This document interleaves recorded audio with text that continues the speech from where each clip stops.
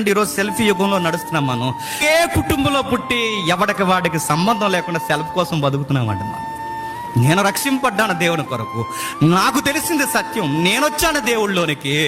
నా కుటుంబీకులందరూ, నా బంధువులందరూ రావాల్సిన అవసరం లేదని ఏ రోజన్నా మన వెనకున్న బంధువర్గం కొరకు పరుగులాట భారం మనకుంది. చెప్పండి, సెల్ఫ్ సెల్ఫ్ సెల్ఫ్, ఎక్కడికక్కడ సెల్ఫ్. నేను బాగుంటే చాలు. ఈరోజు గొడవలేడు చెప్పినా, నా లైఫ్లోకి మీరెవరు రావడానికి అంటున్నారు. సెల్ఫ్. మీరెవరు నా లైఫ్ నిర్ణయించడానికి? సెల్ఫ్. ఎక్కువగా నా మీద నటించడానికి కేసు ఎట్టేస్తానేమనుకుంటున్నారు. కేసు ఎట్టేస్తారట అని అడుగుతున్నాను. అమ్మకి కూతురికి పడదు, కూతురికి అమ్మకి పడదు, కొడుక్కి నాన్నకి పడదు, ఎవరికి వేరకు బంధు లేదు. ఎవరు సెల్ఫ్ కోసం వాళ్ళు బతుకుతున్నారండి. దేవుడు నమ్ముకున్నా అన్న పేరే తప్ప నా నేల కోసం అన్నదమ్ములు చెప్పండి కొట్టుకు చచ్చిపోతారండి.